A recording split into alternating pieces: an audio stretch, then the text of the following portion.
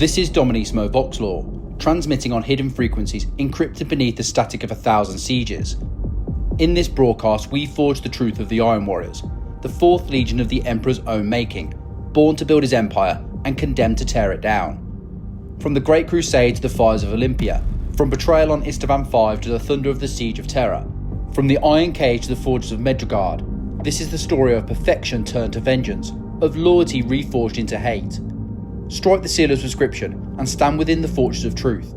Steel your mind, temper your faith, for in this transmission, we do not pray, we build, we endure, and we destroy. The Iron Warriors were born in fire, forged by cruelty, precision, and the will of a single man, Perturabo, the Lord of Iron.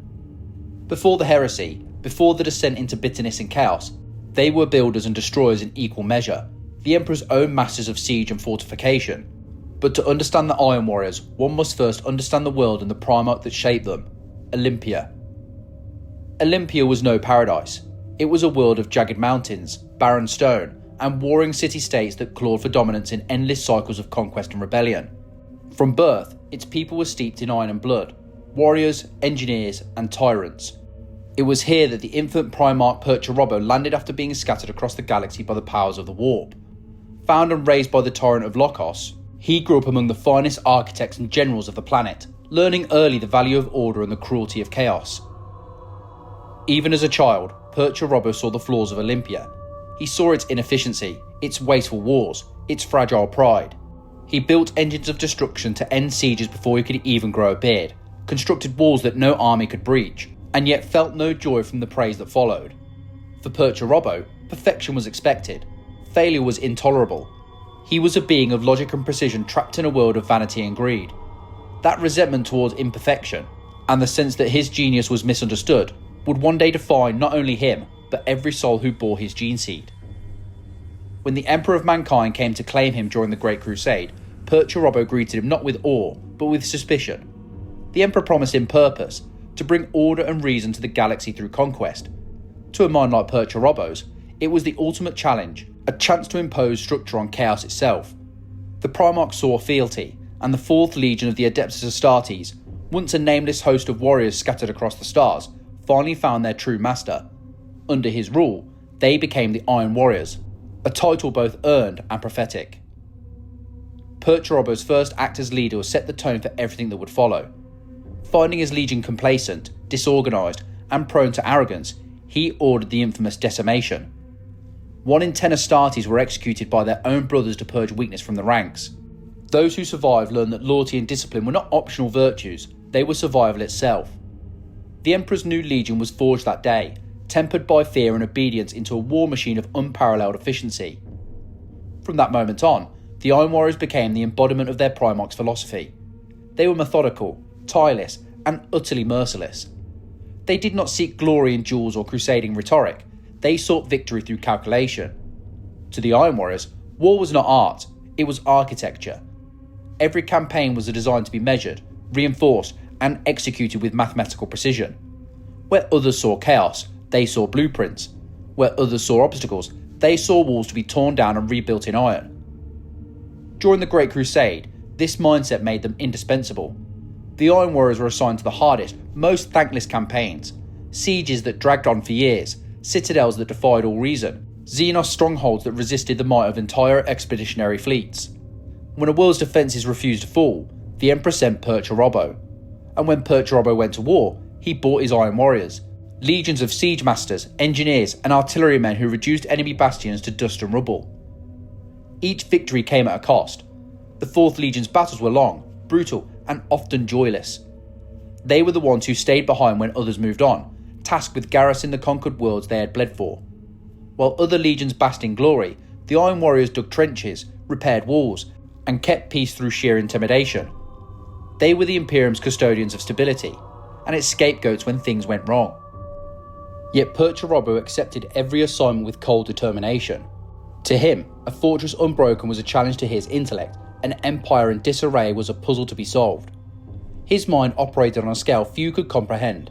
He designed entire fortresses in hours, siege plans in minutes, and weapons that could level mountains. Even his private works were masterpieces of engineering, intricate mechanical labyrinths and impossible sculptures that only he could truly appreciate. But the galaxy was not kind to such genius. Despite their vital role, the Iron Warriors earned little praise. Other legions called them grim, joyless, and brutal. The Ultramarines saw them as crude labourers. The White Scars mocked their lack of speed, and the Imperial Fists, masters of defence, dismissed them as nothing more than blunt hammers. These slights might have seemed petty to outsiders, but to Perturabo, they were salt in a wound that had never healed. He had built the Imperium's walls and bled to secure its borders, yet no statues were raised in his honour. No songs were sung for the Iron Warriors' victories. When the other Primarchs feasted, his sons were still shoveling corpses from siege trenches. Perturabo's resentment began to calcify, layer by layer, until it became a fortress around his heart, impregnable, cold, and bitter. Still, there were moments when the Iron Warriors seemed to reflect the nobility the Emperor had once envisioned. Their discipline was absolute, their organisation unmatched. They brought structure to chaos wherever they went. On the battlefield, they were awe-inspiring. Lines of steel-grey warriors advancing behind the thunder of artillery, each step measured, each shot coordinated, each fortress falling in turn. They were not just soldiers, they were the embodiment of progress through destruction. But for all their strength, they lacked something vital: hope. Perturabo did not inspire devotion as much as obedience. His warriors loved him as one might revere a storm, with respect, fear, and inevitability. They followed his orders with machine-like precision, but the spark of faith that burned in other legions, the fanatical zeal of the word-bearers, the pride of the Ultramarines, the brotherhood of the Salamanders, was absent. The Iron Warriors fought because it was their purpose, nothing more. On Olympia, Perturabo had learned the only way to end chaos was through control. In the Emperor, he saw a kindred vision, a master builder of empires. But as the Great Crusade wore on, Perturabo began to suspect he was not building something eternal. He was patching cracks in an imperfect design, pouring his genius into a structure doomed to fail. And when that realisation took root, it festered into the Legion's defining flaw. For now though, the Iron Warriors stood proud. They were the Emperor's iron hand, the unbreakable wall and the unstoppable battering ram. From the ashes of Olympia rose a legion that would one day shake the Imperium to its very foundations. Their Primarch had forged them in fire, tempered them in discipline, and clad them in iron. They would not falter. They would not bend. They would never forgive. Under the golden banners of the Great Crusade, the Iron Warriors marched ever onward, not as conquerors hungry for glory, but as the Imperium's tireless builders and breakers. They were the Emperor's unsung labourers, tasked with the thankless wars that no one else wanted. When the other legions surged across the stars in waves of triumph, it was the Iron Warriors who followed behind, tearing down the old worlds and reforging them in iron and stone. They did not win empires with words or pageantry. They won them with gunpowder, sweat, and corpses. Where the Lunar Wolves brought inspiration, the Ultramarines brought order, and the World Eaters brought carnage, the Iron Warriors brought endurance. Their campaigns were methodical, brutal, and efficient. When a fortress resisted Imperial compliance, the Iron Warriors did not waste breath on negotiations. They surrounded it, starved it, and reduced it to dust. Planetary shields, void fortresses, and orbital stations all crumbled beneath the patient mathematics of their siege lines. It was said that Perturabo could look upon a city's walls once and already know how they would fall. To him, every stronghold was a problem to be solved, every trench a line in a grand equation of destruction. His sons learned from him well. They approached each war as engineers of annihilation, laying out fortifications, artillery emplacements, and logistical chains with a precision that bordered on obsession. The Iron Warriors built their wars as others built cathedrals. Yet this mastery became their curse. Success bred expectation, and expectation bred resentment. The more victories the Iron Warriors achieved, the more they were burdened with. While the Blood Angels struck glorious planetary assaults and the White Scars rode the winds of open war, the 4th Legion were dispatched to miserable sieges that others refused. They were sent down to grind down stubborn worlds where victory came only through starvation, disease, and exhaustion. There was little glamour in such battles. No parades, no cheers, no statues. Only the slow, agonising work of siegecraft, digging endless trenches, hauling siege guns across alien mud, and watching men die by the thousands to take a single wall. When the final breach came, it was not triumph but relief that swept through their ranks. Relief that it was finally over, until the next fortress rose on the horizon. But even after victory, there was no respite. The Iron Warriors were often ordered to remain behind, serving as garrisons for the worlds they had just conquered. While other legions moved on to new crusades, the Iron Warriors stayed in the ashes of their own triumphs, forced to suppress rebellions, rebuild infrastructure, and maintain compliance among broken populations. They were both conquerors and wardens, the Imperium's iron jailers. Their reputation grew dark. To mortals under their watch, the Iron Warriors were not saviours. They were executioners in great armour. Any hint of defiance was met with disproportionate retribution. Rebellious cities were bombarded from orbit until nothing remained but rubble. Uprisings were crushed beneath mechanical precision and cold disdain. The Iron Warriors did not punish to make examples, they punished to erase the problem entirely. Even within the ranks of the Imperial army, whispers began to spread. To serve under the Iron Warriors was to march into hell itself. Regiments spoke of corpse grinder campaigns, where attrition was so severe that soldiers joked they'd be buried in the trenches they dug. It was not entirely a jest. The Iron Warriors saw human auxiliaries as expendable resources, another part of the siege machine. To Perturabo, every life was a calculation of efficiency. If 10,000 human soldiers died to spare a single Astartes, then it was an acceptable loss. Still, none could deny their results. The Iron Warriors achieved victories others deemed impossible. When the Iron Hands failed to breach the adamantium gates of Scepter Prime, it was the Iron Warriors who succeeded, levelling the fortress after a month-long bombardment. When the Raven Guard faltered at Krypros Delta, Perturabo's siege regiments arrived and tore through the enemy's subterranean citadels in days.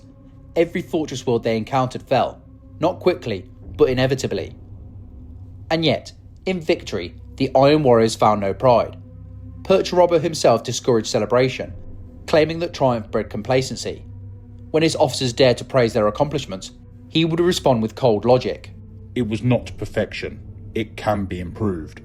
That relentless demand for flawlessness became both the Legion's strength and its torment.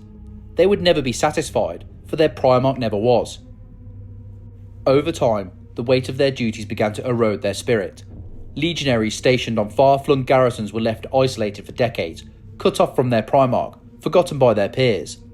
Many became bitter and insular, adopting the stoic cruelty of their father. Others grew resentful, questioning why they were always sent to hold the broken remnants while others basked in glory. The seeds of doubt began to spread, especially as tales of favouritism among the Emperor's sons reached their ears. The Ultramarines were granted whole sectors to rule. The Blood Angels received praise for every victory. The Iron Warriors received silence.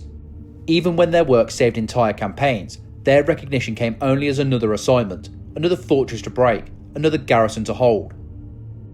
Some whispered that the Emperor himself had forgotten them. Others dared to think that perhaps it was their Primarch's doing, that Perturabo's own cold pride kept them isolated.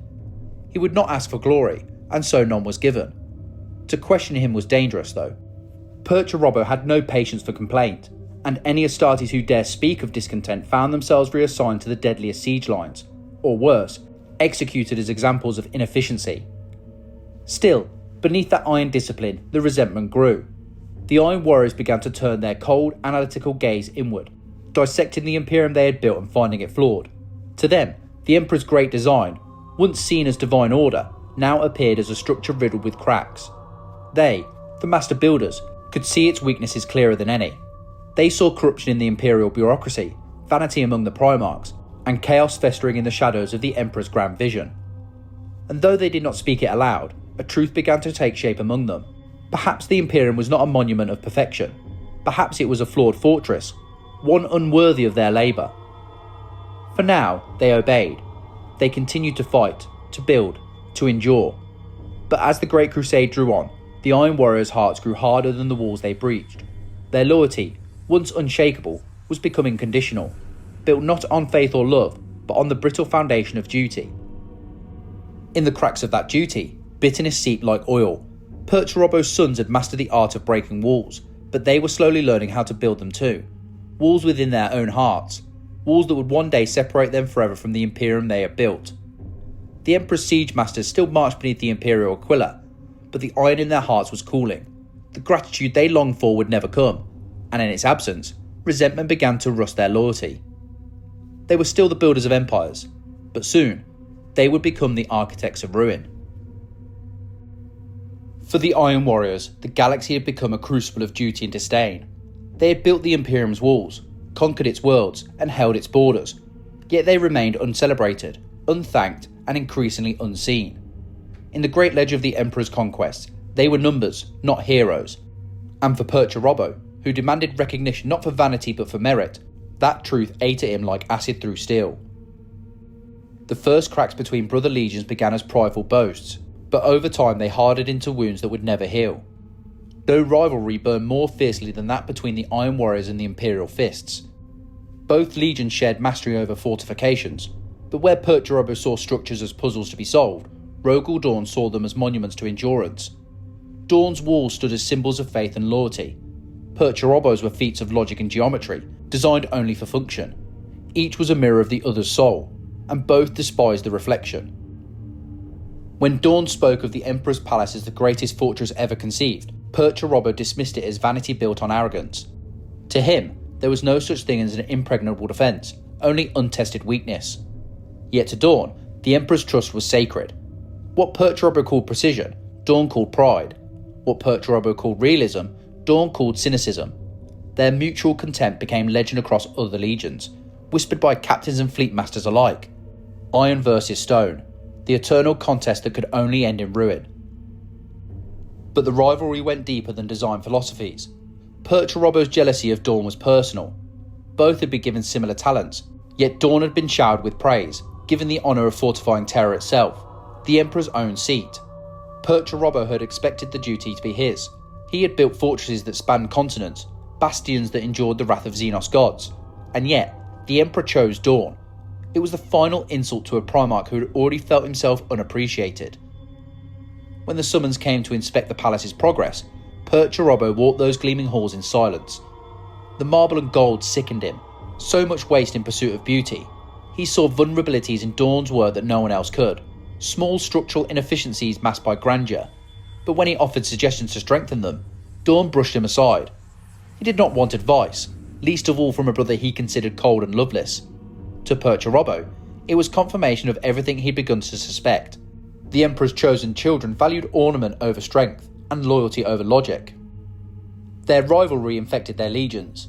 Imperial Fists mocked the Iron Warriors as joyless trench diggers, while the Iron Warriors sneered that the Fists were masons who mistook their decoration for defence. When their paths crossed on campaign, their competition bordered on hostility. Both built faster, stronger, higher, each fortification or siege plan another stroke in a silent war of pride. It was said that if an Iron Warrior found himself serving alongside an Imperial Fist, he would double his efforts, just to prove his superiority. But Perturabo's bitterness was not reserved for Dorn alone. He saw arrogance in all his brothers. Corax of the Raven Guard mocked his methods as crude, preferring surgical strikes to sieges. Ferrus Manus, his closest intellectual equal, considered Perturabo's pessimism a weakness. Even Fulgrim, who once claimed to admire his artistry, saw only cold machinery in his works.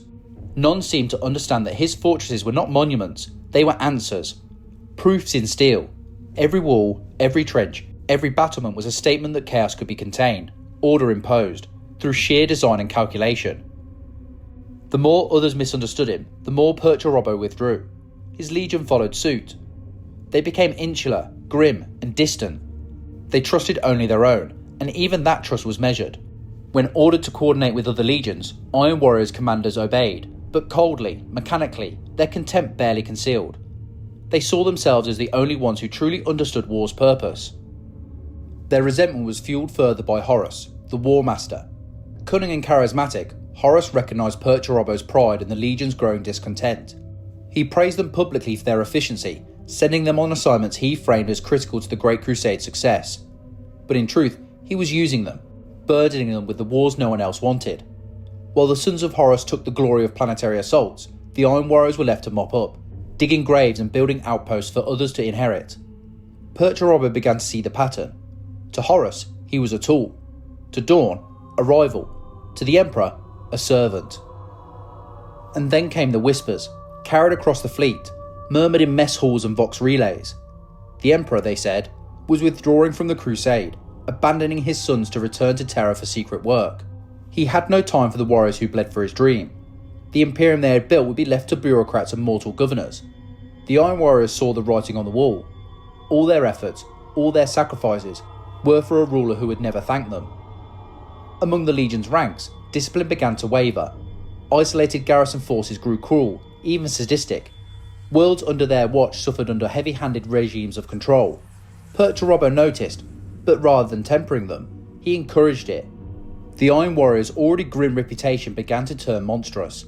They were no longer seen as loyal siege masters but as merciless tyrants. The distance between the Iron Warriors and their Imperial brothers grew unbridgeable. When they were called to muster alongside other legions, they were met with wary glances and whispers. Rumours spread of cities razed without orders, of compliance worlds left barren. Imperial commanders began to hesitate before calling upon the 4th Legion, fearing the cost of their assistance. To the Iron Warriors, this distrust was infuriating. They were being punished for doing the work no one else dared. By now, their campaigns were as much about proving themselves as conquering the enemy. Perturabo's battle reports became mathematical treatises, each fortress cracked and charted with clinical precision. But buried between the lines was bitterness. The tone of his dispatches grew colder, the language more cutting. When questioned by Imperial command about his methods, he replied only, "We win. That is all that matters."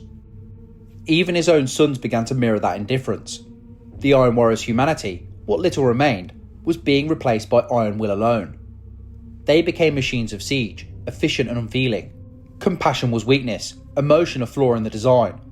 They were no longer builders of empires but caretakers of despair. In their solitude, their hatred found a focus: Rogal Dawn. To Perturabo, Dawn embodied everything wrong with the Imperium: blind faith, undeserved glory, and empty pride. The day would come, he swore, when his iron would break Dawn's stone, and all the Emperor's walls would come crashing down. For now, the Iron Warriors endured. They continued to fight, to fortify, to obey. But beneath the surface, something dark was growing, a fracture in the foundation of their loyalty. Perturabo's iron logic, once a shield, was becoming a cage. His legion's discipline, once their strength, was turning into chains. The Iron Warriors had not yet fallen, but the sound of cracking metal could already be heard. And when the walls finally gave way, the Imperium would learn what happened when the Emperor's own siege masters turned their guns inward. The breaking of the Iron Warriors did not begin in the void or upon some alien world. It began at home. Olympia, the world that had forged Perturabo's iron will, would become the anvil upon which both he and his legion were broken forever. For years, Perturabo had poured his genius into the Imperium's wars, bleeding for the Emperor's vision. He had torn down walls and built others in their place. His legion scattered across the stars, fighting campaigns that offered no praise and no rest. Yet in the cold heart of their Primarch, something had begun to fester, a sense that he was being used, not honoured. And when the War Master Horus reached out, whispering words of understanding and admiration, Perturabo listened. Horus spoke the words Perturabo had longed to hear from the Emperor himself, that he was valued, that his contributions were indispensable, and that he deserved more than hollow gratitude. But before the Lord of Iron could decide where his loyalty lay, another wound would be struck, one from which there would be no recovery. When the summons came from Olympia, it was a cry of betrayal. The Iron Warriors' homeworld, long kept in uneasy compliance by Perturabo's appointed governors, had erupted into revolt. Civil war had torn through its mountain cities. The people who had once hailed their native son as saviour now spat his name like a curse. They had grown weary of imperial tithes and distant masters, and their resentment boiled into open rebellion. For Perturabo, already disillusioned and simmering with fury at the Imperium's ingratitude, it was the final insult. He gave the order for immediate return. When the Iron Warriors' fleets dropped into Olympia's orbit, the sight that greeted them was chaos incarnate. Cities burned in the valleys of their world, warlords rose and fell in days, armies clashing across the iron plains that had once been his cradle. To Perturabo, it was as though the very planet mocked him, proof that even his own people were unworthy of order. The tyrant of Lokos, his adoptive father, was dead. In his absence, Olympia had reverted to its old feudal savagery. Perturabo had spent a lifetime imposing logic upon chaos, and here, at the heart of his empire, chaos had returned. His fury was boundless. What began as a campaign to restore imperial order became an act of vengeance. The Iron Warriors descended upon their homeworld like an iron storm, sieging its own cities one by one. Olympia had been the world that taught them siegecraft. Now it would learn the full horror of it. The first city to fall was Lokos itself, the capital. Once a monument to Perturabo's early brilliance, its citadel now defied him, barricaded by rebels who dared to defy the Emperor's will, and his. For days, the Iron Warriors encircled the city, bombarding it with orbital strikes and heavy artillery. Perturabo himself led the assault, directing the bombardment from the bridge of his flagship. When the walls finally fell, the Iron Warriors entered not as liberators, but as executioners. No mercy was offered, no quarter given. Men, women, and children were slaughtered in the streets. The defenders were crucified upon the ruins of their own battlements. Perturabo ordered that every surviving city enact decimation upon itself, 1 in every 10 of its citizens executed, as punishment for rebellion. Those who refused were simply exterminated wholesale. The Iron Warriors moved with mechanical efficiency, reducing Olympia's shining cities to rubble. It was not war, it was erasure. Some within the Legion faltered. Officers questioned the brutality, asking if their Primarch had lost himself to rage. Perturabo's response was simple and cold. Disobedience was weakness. Those who defied his orders were executed alongside the rebels. Entire companies were purged for showing hesitation. By the campaign's end, the Iron Warriors had slaughtered millions of their own people. And when the last gun fell silent, Olympia was dead. Its mountains were charred black, its rivers ran red with ash and blood, its once proud forges were silent, buried beneath the ruins. The world that had given birth to Perturabo and his legion was now a graveyard, a tomb of his making. In that silence, the Lord of Iron finally saw what he had done. For all his genius and control, for all his obsession with perfection, Perturabo had become the very thing he despised, an architect of ruin. He had brought order, but at the cost of everything that had once been his. In trying to correct imperfection, he had destroyed the very foundation of his identity. It was said that Perturabo stood upon the ashes of Lokos and wept, not for the dead, but for himself. His logic could justify the act, but his soul could not bear it. For the first time, he had built something he could not admire. His calculations had been flawless, his outcome unforgivable. And it was in that moment of despair that Horus's offer returned to him, not as temptation, but as salvation. The Emperor would never forgive what had been done on Olympia. Perturabo knew this. He could already imagine the judgment that would fall upon him. But Horus, the War Master, would not judge. He would understand. When Horus reached out once more, Perturabo answered. The Iron Warriors' allegiance shifted silently. To their legion, it did not feel like betrayal. They had served loyally, built the Imperium's foundations, and been repaid with exile, suspicion, and silence. Now they would serve themselves. The Emperor had abandoned them long before they abandoned him. The tragedy of Olympia was the crucible that hardened their hatred into permanence. What little humanity remained in the Iron Warriors was buried beneath the rubble of their homeworld. Their pride became bitterness, their logic became cruelty, their loyalty became a weapon turned inward. When word came soon after that Horus had declared open rebellion, that he had virus-bombed Isstvan V and stood in open defiance of the Emperor, Perturabo did not hesitate. He had already crossed the line. His hands were stained beyond redemption. The Iron Warriors would march with Horus, and the Imperium that had betrayed them would burn. To the rest of the galaxy, Olympia's destruction was a distant tragedy, one more civil war in an age of endless conquest. But for the Iron Warriors, it was the death of their soul. They had annihilated their own foundation, both literally and symbolically. From that point onward, there was nothing left to lose. The Lord of Iron, once the Emperor's greatest engineer, became the architect of treachery. The Iron Warriors, once the Imperium's builders, became its destroyers. Their fortresses would no longer defend the Imperium, they would besiege it. The flames of Olympia did not just consume a world, they forged a new purpose. From the ashes rose the Iron Warriors as we know them, unyielding, merciless, and utterly unrepentant. Their faith in reason had been betrayed by emotion, their loyalty had been met with contempt. Now only the cold, mechanical certainty of vengeance remained. And as their fleets turned from their ruined world, their motto was whispered through the Vox relays like a curse. I am within, I am without. The flames of Olympia had barely cooled when the Iron Warriors answered Horus's call. They arrived at Isstvan V not as loyal sons of the Imperium, but as executioners in disguise. The Emperor still believed them faithful, and that made their betrayal all the more devastating. The battle was a masterpiece of deceit. The Loyalist legions, the Salamanders, the Raven Guard, and the Iron Hands had come to crush the War Master's rebellion.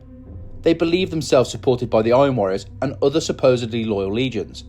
But when the signal came, when the trap was sprung, Perturabo revealed the truth. From the ridges above the blasted Isstvan plain, the Iron Warriors' guns opened fire, not upon Horus's traitors, but upon their own brothers. Orbital bombardments rained down upon the Loyalists, tearing their lines apart in moments. Bolter shells and artillery fire turned the blackened earth into a graveyard. The Raven Guard were ripped to shreds, the Salamanders burned alive, and the Iron Hands, perhaps the most unyielding of all, were drowned in steel and betrayal. It was not a battle of honour. It was murder on an industrial scale. Perturabo watched it all unfold in silence, his expression unreadable. This is what his legion had been made for, the cold efficiency of annihilation. And yet, even now, there was no glory in it. The Iron Warriors did not revel in slaughter as the World Eaters did, nor exult in twisted beauty like the Emperor's children. They executed the massacre as they would a siege plan, methodically, with ruthless precision, until no resistance remained. When it was done, the fields of Isstvan were silent, a landscape of shattered armour and broken dreams. The Iron Warriors had finally declared themselves for Horus, their betrayal sealed in blood. But to Perturabo, this was not submission to chaos, it was liberation. He would no longer build for an empire that spat upon his labour.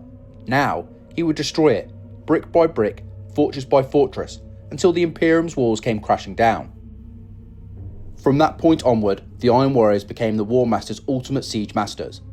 They were his hammer, his breaching force, the legion that made the unbreakable crumble. When Horus needed a bastion shattered or a world burned to its foundations, he sent Perturabo. Their first true test came swiftly, the Battle of Fal. There, amidst the void, the Iron Warriors crossed paths once more with their hated rivals, the Imperial Fists. It was a battle that defined their rivalry for the ages. The Fists had been guarding key supply lines when Perturabo's fleet struck, ambushing them with devastating precision. For hours, the two legions waged war among the stars, iron against stone, logic against faith. The Imperial Fists fought with the stubborn tenacity of their Primarch, but the Iron Warriors fought with machine-like coordination. They baited the Fists into kill zones, turned their formation against itself, and bombarded them from concealed flanks. Though the battle was inconclusive, both sides withdrawing with heavy losses, Perturabo considered it a victory. For the first time, Dawn had felt his wrath. But this was only a prelude. The War Master's war demanded greater prizes, and Perturabo's ambitions stretched far beyond simple revenge. When Horus sent word of a weapon of unimaginable power, the Angel Exterminatus, Perturabo was intrigued. This mythical device, hidden upon an ancient chrome world, was said to hold the power to destroy worlds. Alongside Fulgrim of the Emperor's children, he embarked on the quest to find it. It was a fool's errand from the start. Fulgrim, ever the serpent, sought only to use Perturabo. The Iron Warriors constructed a path through the planet's traps, their engineering brilliance guiding both legions deeper into the web. But their quest turned to betrayal. Fulgrim lured Perturabo into a trap, using him as a key to awaken the device's true power, not a weapon of destruction, but a crucible for ascension. The Chrome world shook with demonic energy as Fulgrim shed his mortal form and rose as a demon prince of Slaanesh. Perturabo, furious at being used, unleashed his wrath upon the world itself. His legion tore down the walls of the alien labyrinth and shattered the forbidden relics that had tricked him. Fulgrim vanished into the warp, leaving the Lord of Iron to rage at his humiliation.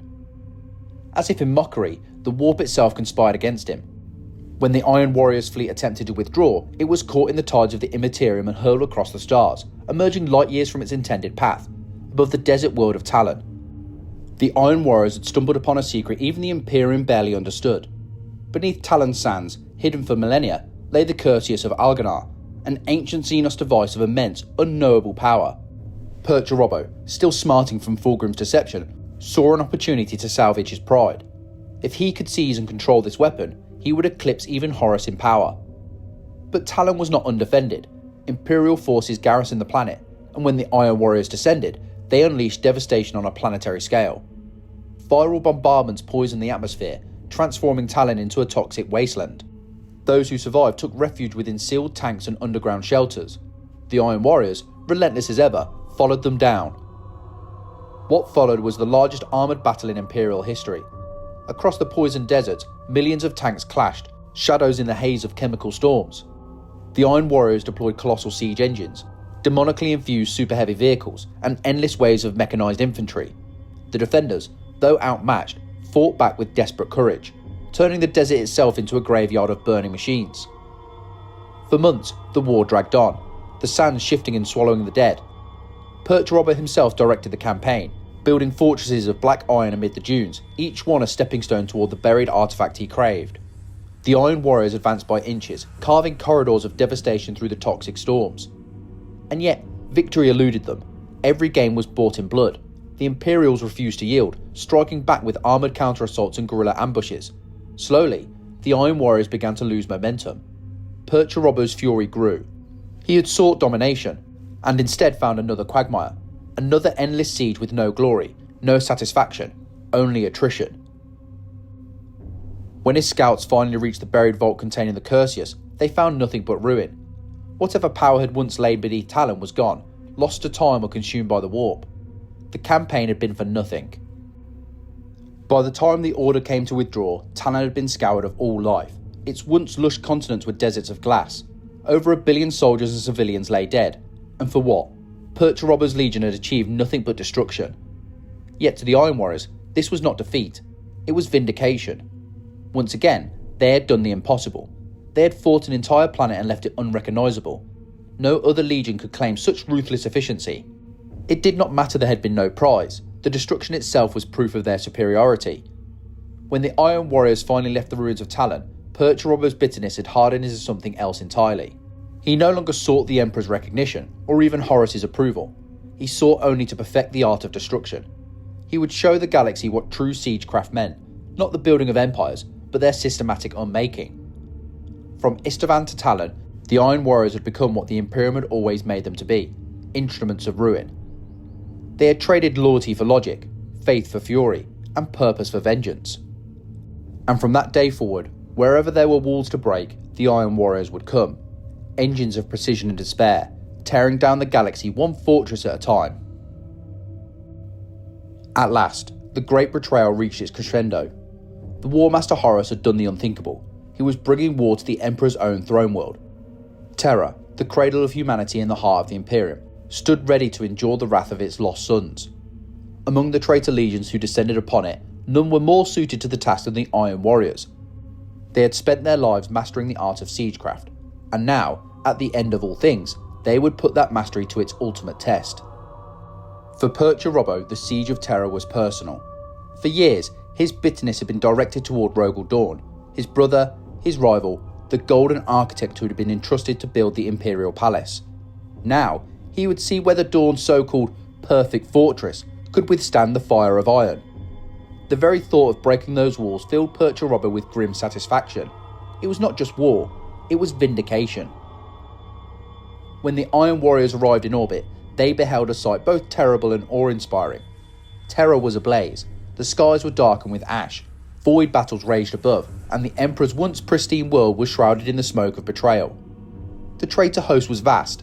The sons of Horus, the Death Guard, the World Eaters, the Emperor's children, and countless legions of demons and heretics. Each had their role to play. For Perturabo and his sons, it was simple: breach the walls, open the gates, and let the apocalypse in. Under Perturabo's direction, the traitor armies established siege lines across Terra's surface. For months, the Iron Warriors had prepared for this moment, bringing with them the greatest concentration of siege engines ever assembled by mankind. Batteries of macro cannons and Earthshaker artillery pounded the palace's defences day and night. Mountains were flattened to make way for colossal siege towers and trench networks that stretched for miles. The Iron Warriors moved with chilling precision. Every bombardment was calculated. Every shot plotted against the weaknesses they knew must exist. For Perturabo had studied Dawn's designs. During his time on Terra, years earlier, he had walked those same halls, memorising their structure, their angles, their foundations. Now, he used that knowledge to tear them apart. Their primary target was the Lion Gate spaceport, the vital artery that linked Terra's surface to the orbital defence network. If it fell, the traitors could land Titans and mass reinforcements directly onto the palace plateau. It was a task worthy of Perturabo's mind, and the Iron Warriors embraced it as their masterpiece. For weeks, they hammered the Lion's Gate with unrelenting precision. Macro cannon shells fell like meteors, each impact measured and corrected. Their bombardment conducted like a mathematical proof. When the walls cracked, Iron Warriors' siege columns advanced behind mobile bulwarks, supported by demon engines that howled like tortured souls. Captain Fafnir Ran of the Imperial Fist led the defence alongside the Solar Auxilia, refusing to let it fall without a contest of his own making. The battle became a grim reflection of the Legion's rivalry, stone and faith against iron and logic. Across the wider front, other traitor legions struck their own blows. The Sons of Horus launched subterranean assaults beneath the Saturnine Gate, tunnelling through the bedrock in a desperate attempt to breach the wall's inner sanctum. The Emperor's children, in their madness, attacked the same sector from the surface, shrieking oaths of excess that drowned out their own gunfire. Perturabo's artillery supported both thrusts. But these were not his operations. His focus remained fixed on Lion's Gate, the one breach that mattered. The Death Guard and World Eaters raged through the outer palace districts, spreading corruption and carnage with no thought of tactics. Perturabo watched them with contempt. To him, their undisciplined fury was proof of chaos's imperfection, a mockery of order masquerading as power. By contrast, the Iron Warriors were relentless precision. They did not tire, did not boast, did not break formation. Every advance was calculated, every retreat deliberate. Their siege towers rolled over the corpses of the fallen, their guns never silent. For months, the Lion Gate shook under their barrage until even Dawn's engineers could no longer keep pace with the repairs. The final assault came when the air was thick with ash and the ground shuddered under constant bombardment. Perturabo ordered the orbital descent of his Titans, the engines of the Legio Mortis, and the Dark Mechanicum's infernal constructs. The plains before the Lion's Gate became a battlefield of walking mountains, each step an earthquake. The Iron Warriors advanced in the shadow of those god machines, breaking through curtain walls that had never been breached. They reached the outer gantries of the Lion's Gate itself, fighting with Imperial fists in brutal close quarters. The clash was apocalyptic, yellow and iron-grey armour colliding amidst the thunder of collapsing battlements. It was the culmination of everything Perturabo had ever desired, his genius tested against Dawn's faith. But as the battle raged, something changed. The warp bled through the cracks of reality. Demons poured from fissures in the sky. The siege they had so perfectly constructed began to dissolve into madness. The Emperor's children, drunk on excess, turned their guns upon friend and foe alike. The World Eaters howled mindlessly through their trenches. His perfect equations of destruction were undone by the chaos he had allied himself with. And then came Horus's command, the order that ended everything. The War Master, driven by his own desperation, called his brothers to him. He would face the Emperor directly, and Perturabo's siege no longer mattered. The Lord of Iron, denied his final victory, seethed with cold fury. The walls were about to fall, he could see it, and now, at the moment of triumph, his work was dismissed as irrelevant. For Perturabo, it was betrayal all over again, first by the Emperor, then by his brothers, now by the War Master himself. When news reached him that Horus was dead and the traitor legions were in retreat, Perturabo gave no orders to pursue or resist. He simply gathered his surviving warriors, turned his back on Terra, and withdrew. The Iron Warriors left the battlefield in disciplined silence, their guns falling silent even as the others fled in chaos. They had proven what they had always known, that all fortresses, even the Emperor's, could bleed. But they would receive no recognition, no glory, no peace. Only the knowledge they had built and broken the greatest defences in history, and been forgotten once again. All their ships slipped into the warp and Terra's scorched surface faded behind them. Perturabo spoke only once. Let Dawn keep his walls. We will build something greater. It was not a boast, it was a promise. The Siege of Terra had ended in ruin. Horus was dead, the Emperor entombed upon his golden throne, and the dreams of a new order were drowned in ash. For the traitor legions, it was the beginning of their reckoning, the age known to history as the Great Scouring. The Imperium, bloodied but unbroken, turned its fury upon its betrayers, and none were hunted more relentlessly than the Iron Warriors. Olympia, their homeworld, lay dead, scorched to ruin by Perturabo's own hand. Yet even in its death, the Iron Warriors sought to carve something lasting from its ashes. The worlds around it, once compliant colonies fortified by the Legion during the Great Crusade, were reforged into redoubts, a chain of fortress worlds known grimly as the Empire of Iron. From these bastions, the Iron Warriors defied the Imperium's vengeance, daring the Loyalists to come and take what remained. The Imperium answered. The Imperial Fists, their old rivals, led the assault. Dawn himself would not rest until the Iron Warriors were purged from existence. His hatred for Perturabo had been forged in the fires of Terra, tempered by the humiliation of betrayal, and now, at the head of a crusade of vengeance, he brought retribution. Alongside the Ultramarines, the Fists descended upon the Iron Warriors' strongholds in a storm of fire and fury. What followed was a campaign of unparalleled brutality, fortress against fortress, siege against siege, a mirror war of two identical philosophies. Every wall the Imperial Fists raised, the Iron Warriors built another to counter it. For every bombardment, there was a reply of equal precision. The two legions were locked in a deadly dance of logic and destruction, neither yielding, neither forgiving. The Iron Warriors fought like cornered beasts. They had no reinforcements, no allies, no future, only the grim satisfaction of inflicting as much pain as they could before the end. They turned entire planets into killing fields, luring Imperial fleets into orbital traps and mine-infested asteroid belts. On one world, a loyalist armada was annihilated when Iron Warriors detonated their own orbital defences, sacrificing themselves to bring their enemies down. Such was Perturabo's legacy. Even in defeat, his sons refused to break. And yet, the tide was inevitable. The Iron Warriors' Empire of Iron was a monument built upon a crumbling foundation. The Imperial fists and their allies pressed in from all sides, crushing world after world beneath their relentless advance. One by one, the Iron Warriors' citadels fell, not from lack of courage, but from attrition. Their supply lines shattered, their population slaughtered or enslaved. The 4th Legion's proud domain was reduced to cinders. The final stand came upon the ruins of Olympia itself. The world was already a corpse, its cities long since reduced to slag. But to the Iron Warriors, it was sacred ground, the symbol of both their pride and their shame. When the Imperial fists arrived in orbit, they found the planet ringed with fortifications so vast they could be seen from space. Perturabo's sons had spent years building this final bastion, layering its surface with bastions, trenchworks, and planetary guns. Every mountain had been hollowed into bunkers, every plain was a minefield. It was a world built to defy death itself. Rogel Dawn understood the irony all too well. He knew this battle would be the culmination of everything he and Perturabo represented. 2 builders, 2 perfectionists, locked in a duel to the death. He ordered the bombardment to begin. The war for Olympia raged for years.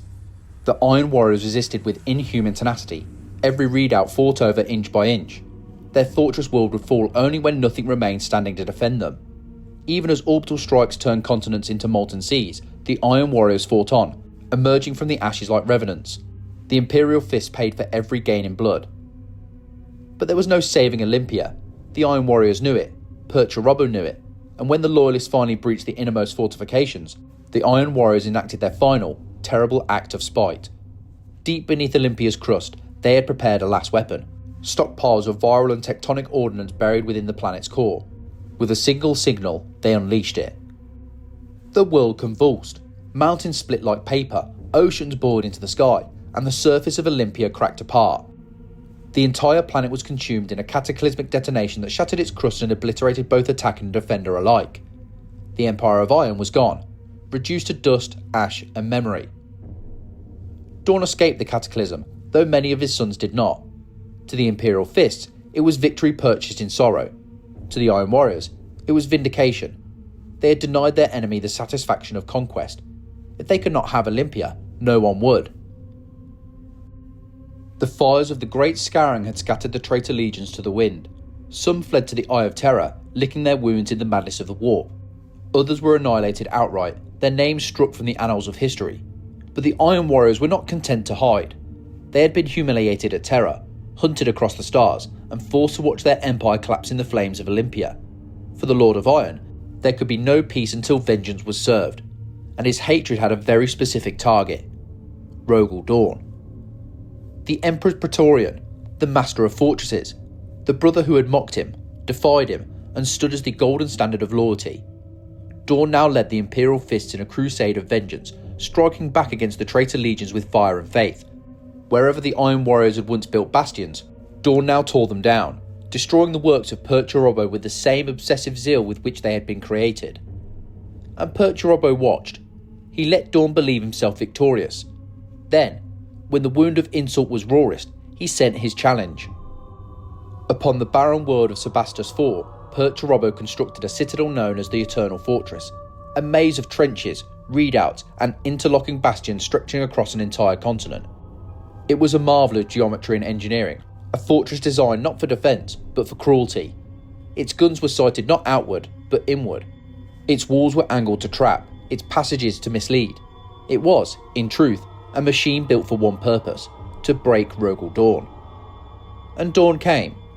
The Imperial fists descended in their thousands, bright in their defiance, their banners golden even beneath the blood-red sky. They believed they came to humble Perturabo, to tear down the work of a fallen brother. Instead, they marched into the jaws of perfection. From the first day, the trap closed. The Eternal Fortress did not fight like a normal citadel. It shifted, reacted, devoured. Gun emplacements emerged from beneath the soil. Trenches folded in on themselves. Bastions that appeared abandoned erupted into fire. The Iron Warriors' artillery never ceased, pounding the Imperial fists from all directions, day and night. After the first week, Dawn's forces were already bleeding. After the second, they were surrounded. After the third, they were doomed. By the fourth week, the truth became undeniable. The Imperial fists were completely pinned down. Every attempt at a retreat was slaughtered. Every line of escape collapsed beneath pre-sighted bombardment. The air was thick with the stench of Promethean and blood. The ground churned into a slurry of mud and corpses. The yellow of their armour had turned brown and black with grime. They had run out of ammunition. Bolters lay silent in the trenches, their magazines long since spent. The Sons of Dawn fought now with combat blades, entrenching tools, and bare hands, wrestling their foes in half-flooded trenches that stank of oil and decay. They gave no quarter and received none. Still, their Primarch would not yield. Brogel Dawn stood amidst the chaos, armour dented and blackened, his face hollow with exhaustion. He had become a man possessed, consumed by pride, rage and despair. His captains begged him to order a breakout, to save what remained of the Legion. Dawn refused. To retreat was dishonour. To surrender was impossible. He demanded one last charge, one final push into the teeth of Perturabo's guns. He bellowed challenges into the static, calling his brother's name across the Vox, demanding a duel to end their feud in blood. Perturabo never answered. From the observation bastion deep within the Eternal Fortress, the Lord of Iron watched in silence. His hololithic projectors mapped every Imperial fist movement with clinical precision. He knew Dawn's voice, raw and cracking over the comms, but he ignored it. He did not want Dawn's death, not yet. He wanted his despair. For the Iron Cage was not a battle, it was a dissection. Perturabo held his forces back from the killing blow, dissecting the Imperial fist piece by piece. Every counterattack was crushed, every strong point surgically destroyed. Entire companies were isolated, encircled, and erased from existence. Dawn's sons fought on, reduced to savage, mud-caked warriors, their once glorious formation reduced to chaos. At night, the Iron Warriors illuminated the battlefield with flares, not to see, but to remind the trapped fists how completely exposed they were. Vox intercepts carried Dawn's fury and his men's pleas through open channels. Perturabo listened, expressionless, while his warsmiths recorded the data for study. By the 28th day, the Imperial fists were finished. The trenches were rivers of blood and stagnant rain. The fortress had become their coffin. And still, Perturabo waited. He could have ended it there, but Perturabo was a creature of precision, not impulse. He wanted not Dawn's death, but his humiliation. And so, when the Ultramarines' fleet under Rabuti Guilliman arrived to reinforce the fists, Perturabo withdrew. The Eternal Fortress had served its purpose. Dawn had been drawn in, broken, and left to be rescued by another. The cost was unspeakable. Tens of thousands dead, 400 Imperial fists unaccounted for, their remains buried within the maze of their humiliation. Dawn himself was carried from the field in silence, his armour shattered, his spirit near broken. Perturabo had proven his point. The Iron Cage was not designed to test strength, it was designed to test pride.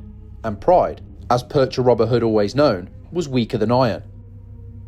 In the aftermath, Dawn would rebuild his legion according to the Codex Astartes, fragmenting it into successive chapters as penance for his failure.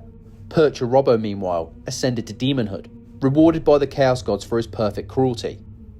Two brothers, two builders, one broken, one damned. The Iron Cage was their final conversation, not in words, but in ruin. And when the world fell silent, the echo that remained was not a cry of victory, but the hammer's toll of inevitability.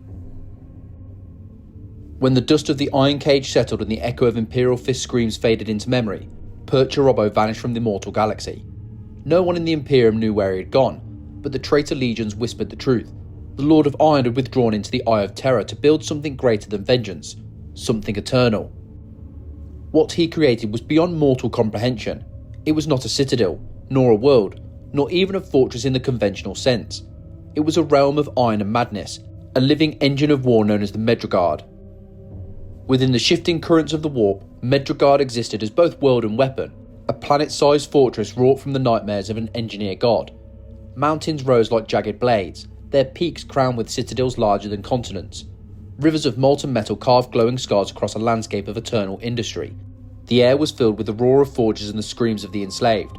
In the skies above, orbital bastions hung like iron moons, bristling with weapons that could vaporize cities in a single strike. It was said that Perturabo designed every aspect of Medrengard himself.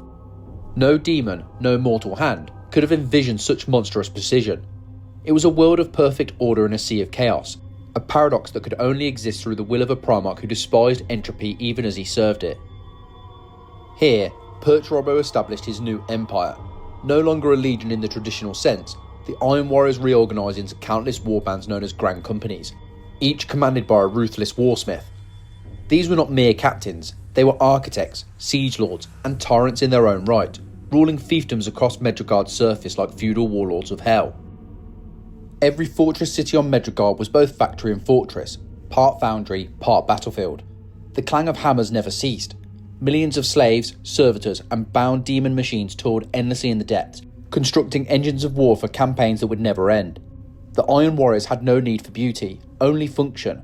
Their strongholds were angular, brutal things, geometric perfection shaped by hatred. Perturabo ruled over this iron domain as both god and overseer.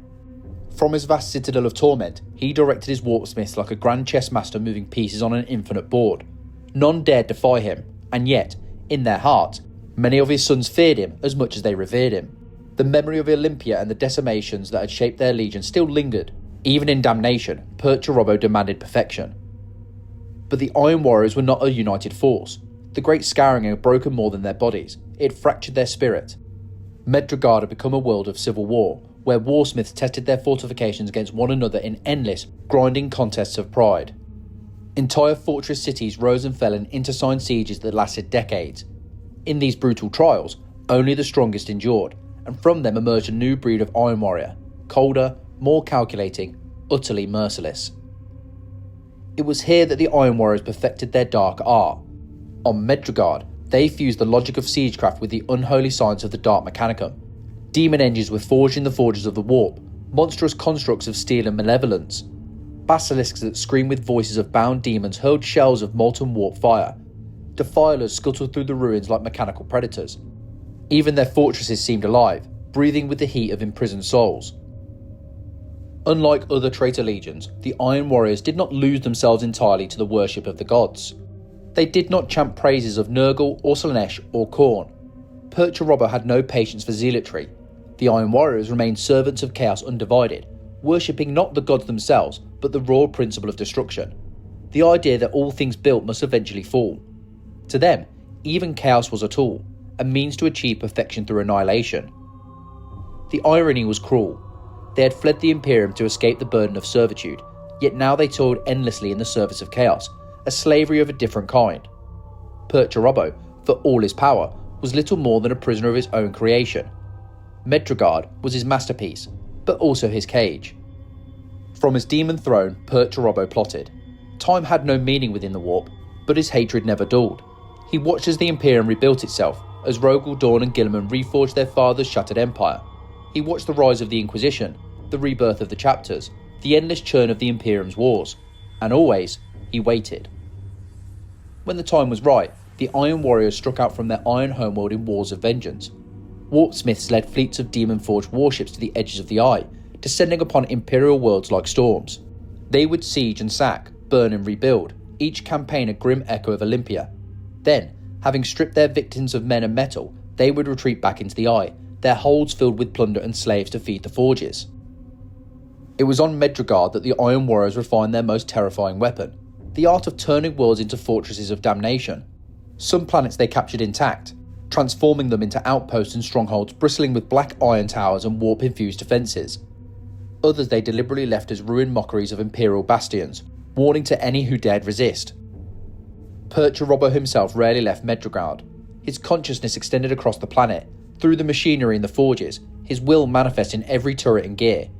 He became the god of siegecraft incarnate, not a being of raw chaos like Angron or Mortarion, but a being of cold, methodical order. His wrath was precise, his hatred eternal. And yet, even among the damned, ambition endures. Over the millennia, the warpsmiths began to turn upon each other with increasing ferocity. Each sought to prove themselves the true inheritor of Perturabo's legacy. Some declared independence, carving their own empires beyond the Eye. Others swore eternal loyalty, desperate for their Primarch's approval. But Perturabo cared for none of it. To him, they were all tools, cogs in a machine that would grind forever. The Imperium, in its ignorance, believed the Iron Warriors broken, mere raiders haunting the edge of the eye, but in truth they were preparing. Every forge on Medrengard was a weapon in waiting, every warpsmith a general of apocalypse. The Lord of Iron had once said that no fortress is eternal. Perhaps, in the darkest reaches of his mind, he understood that even his own creation would one day crumble. But until that day came, Medrengard would stand, a world that defied the very concept of entropy, a bastion of logic in a galaxy of madness. It was a monument to Perturabo's greatest truth, that perfection is not peace, but struggle. Endless, grinding, merciless struggle. And so the forges roared, the hammers fell, and the Iron Warriors built on, even as the rest of the galaxy burned. For 10,000 years, the galaxy has changed beyond recognition. Empires have risen and fallen, Primarchs have become myths. Yet through all the ages of shifting power and endless death, one thing has remained constant: the Iron Warriors' hatred for the Imperium they once built. From the black world of Medrengard, warpsmiths forged new armies in the image of their Primarch's vision, precise, pitiless, and endlessly self-sufficient. Each warband became a mobile fortress, its ships like siege engines drifting through the void, its warriors trained for wars that would never end. Perturabo's absence, whether self-imposed or cosmic exile, did not weaken them. It hardened them. They became reflections of his perfectionist will, fractured but unyielding. Their war never truly stopped. The Iron Warriors carried their bitterness across the centuries, waging a slow, grinding campaign against the Imperium known to history as the Long War. It was not a crusade of faith like Abaddon's Black Crusades, nor the deranged fury of the World Eater's rampages. It was methodical, engineered vengeance, a war fought in sieges, blockades, and planetary attrition. Where other Chaos forces struck in madness and vanished, the Iron Warriors arrived with purpose. When an Iron Warriors warband descended upon a world, it did not come to raid, it came to dismantle. Their fleets would surround the planet, cutting off all communication. Orbital bombardments would strip away defences layer by layer. Then came the ground war, trench lines, siege engines, and the thunderous advance of their demon-forged armour. They did not rage. They did not scream. They simply advanced. One of the first worlds to learn this lesson was Hydra Caudatus, a fortress planet on the edge of Segmentum Obscurus. Built by the Adeptus Mechanicus, it was said to be impregnable, a vast bastion containing the gene seed vaults of the Imperial fists, as well as weapons and relics dating back to the Great Crusade. When Hydra Caudatus came under siege, its defenders believed themselves untouchable. They were wrong. Under the command of Warsmith Barb and Volk, the Iron Warriors encircled the world and began their assault. They did not rush the attack. They established siege lines stretching hundreds of miles, ringed by artillery batteries that fired continuously for weeks. Volk's warriors built fortifications facing inward, fortresses not meant to defend themselves but to crush the enemy's defences with the inevitability of a collapsing star. When the final bombardment came, it was as if the heavens themselves fell. Macro shells the size of drop pods reduced Hydra Caudatus' outer defences to rubble. The Imperial fists fought valiantly, but the Iron Warriors' discipline never faltered. Their demon engines, nightmarish fusions of steel and warpspawn, clawed through ferrocrete walls and vomited fire into bunkers. When the Citadel's gates finally fell, the Iron Warriors did not charge, they marched. Their heavy footfalls echoed through the corridors built to withstand apocalypse, each step measured, deliberate, unstoppable. By the end, Hydra Caudatus was gone, its fortress reduced to dust, its defenders annihilated, its gene seed vaults looted. Barb and Volk stood amid the ashes and declared the siege complete. The Dark Gods, ever watchful, elevated him to demonhood for his triumph, his form twisting into a monstrous iron-plated horror. Before his ascension, he named his successor, Warpsmith Honsu. Honsu would become one of the most infamous Iron Warriors in the modern age, a name whispered across the Imperium as a living echo of Perturabo's genius and cruelty. Under his command, the Iron Warriors struck again and again, always choosing targets that embodied Imperial pride. Hive cities, forge worlds, fortresses of faith. The harder the target, the more certain the Iron Warriors were to attack it. But Honsu's genius was different from his Primarchs. He was not content to build or break, he sought to infect. In the wake of his victories, he left behind fortresses warped by demonic architecture, black citadels that pulsed with living metal and cursed machine spirits. Each was a wound upon the Imperium's body, bleeding corruption into its veins. The Imperium tried to erase these scars, to purge them with fire and orbital bombardment, yet for every fortress destroyed, another appeared. Each new Iron Warriors campaign seemed to draw from inexhaustible reserves of manpower and machinery. No one knew how they sustained such endless warfare, but the truth lay in Medrengard's forges, where time itself obeyed Perturabo's design. For the Iron Warriors, the Long War was not about victory, it was about the process, the eternal siege. They knew the Imperium could not be toppled in one blow. Instead, they would erode it, fortress by fortress, until it collapsed under its own weight. Other Chaos Legions mocked their persistence. The Night Lords called them joyless masons. The World Eaters sneered at their patience. Even Abaddon the Despoiler, War Master of Chaos, regarded them with wary respect. Yet when the Black Crusades began, it was the Iron Warriors who formed the backbone of his assaults, their siege fleets breaking through the walls of Cadia and tearing down bastions that had stood for millennia. During the 13th Black Crusade, they proved indispensable. As Abaddon unleashed the full might of the Eye of Terror, Iron Warriors' warbands spearheaded the assaults across the Cadian Gate. They brought down defence platforms, dismantled void shields, and reduced cities to dust. Every inch of progress the forces of Chaos made was paved by their guns. The war might have been Abaddon's by name, but its victories were won by Perturabo's legacy. In the wake of the Great Rift, when the galaxy split apart and the warp spilled into real space, the Iron Warriors only grew stronger. The Imperium Nihilus, isolated and fragmented, became their playground. They besieged worlds that had no hope of rescue, worlds that now scream into the void for aid that will never come. Each conquest followed the same pattern: cold calculation, overwhelming firepower, total annihilation. They left nothing intact. The Iron Warriors were no longer merely warriors, they were entropy made manifest, the slow, grinding inevitability of collapse. Even now, across the shattered stars, Imperial commanders speak their name with dread. When their ships are sighted, there is no question of negotiation, no hope of mercy. There is only preparation for the siege, and the quiet understanding that it will not be enough. The Iron Warriors have become the galaxy's engineers of ruin, their war never ending, their hatred undimmed. For them, the Long War is not a curse but a creed, an eternal reminder that what is built can and must be broken.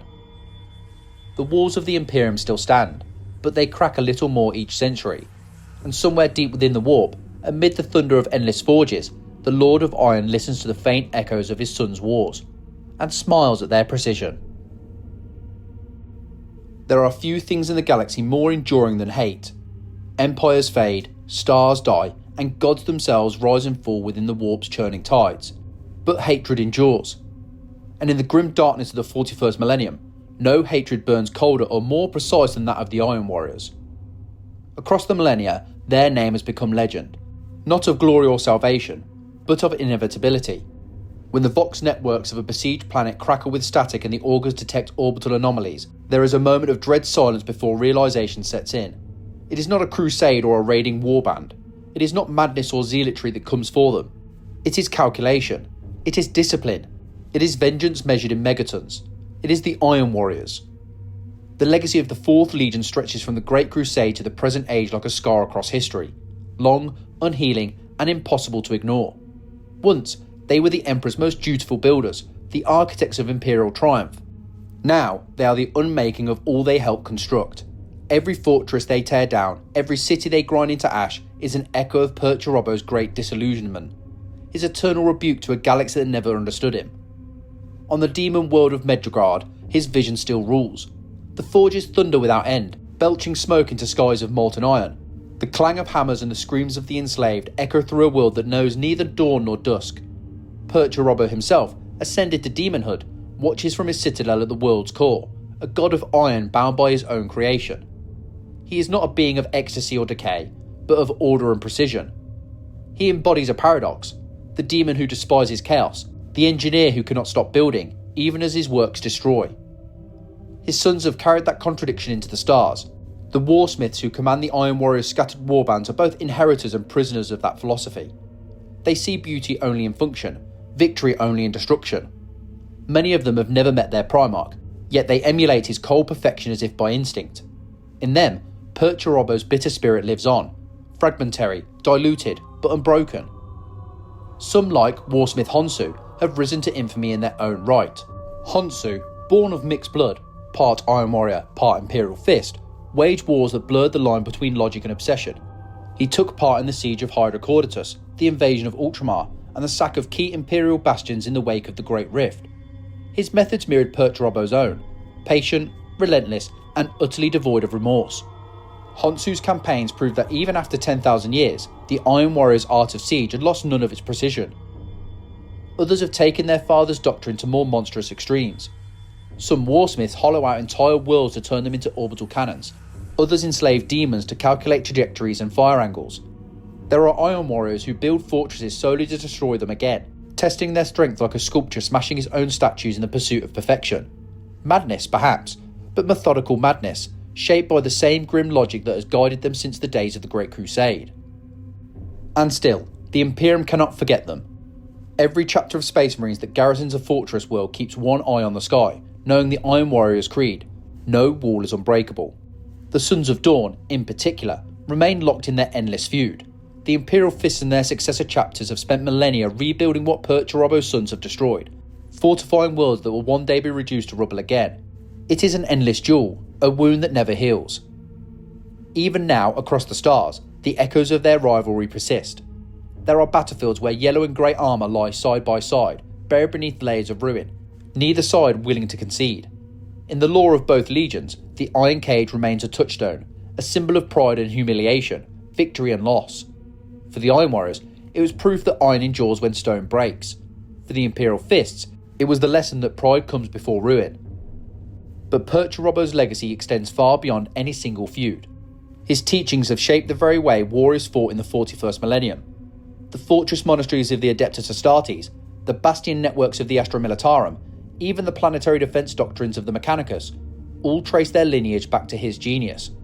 Every wall raised in the Imperium bears his influence, and every one of those walls, in time, faces an Iron Warrior's siege. It is a grim cycle of creation and destruction, one that the galaxy cannot escape. Within the Eye of Terror, the Iron Warrior civilization endures in a mockery of order. Their worlds are ironclad planets bristling with towers, trenches and citadels, each a reflection of Medrengard's infernal design. The Dark Mechanicum worship them as demigods of engineering, trading demon engines and warp-forged weapons for protection.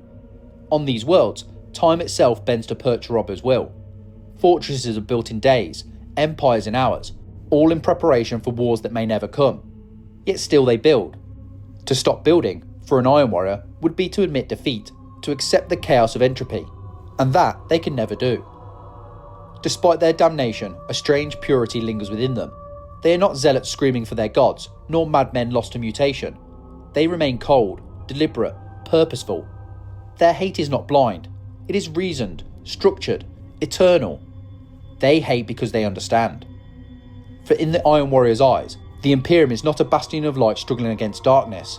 It is a flawed design, a crumbling fortress held together by faith instead of logic. To them, the Emperor's great vision was an incomplete plan, and they are its auditors, forever dismantling it piece by piece to expose its flaws. And yet, there are whispers even among their ranks, whispers that their Primarch still works in the shadows of the warp, crafting something vast and unknowable.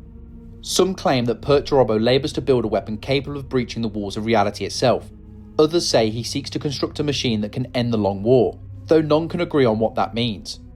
Perhaps he dreams of remaking the galaxy in perfect order, or perhaps, in his bitterness, he seeks only to destroy it completely, leaving behind a silence as precise and absolute as his designs. Whatever the truth, his sons continue his work without question. To this day, they strike from the Eye of Terror, waging wars that rarely make the Imperial records yet shape the borders of sectors across the galaxy. Every fortress that falls to them, every world turned to rubble, is another verse in their unending litany of destruction, a message to the Imperium that nothing built by man will stand forever. 10,000 years have passed since the fires of Olympia and the Siege of Terra, but the Iron Warriors' war goes on. They will never stop, because stopping would mean acknowledging futility, and futility is imperfection. And so the hammers ring, the shells thunder, and the trenches deepen. From the rusted skies of Medrengard to the farthest reaches of Imperial Nihilus, the sons of Perturabo march on, unbroken, unrepentant, and undying.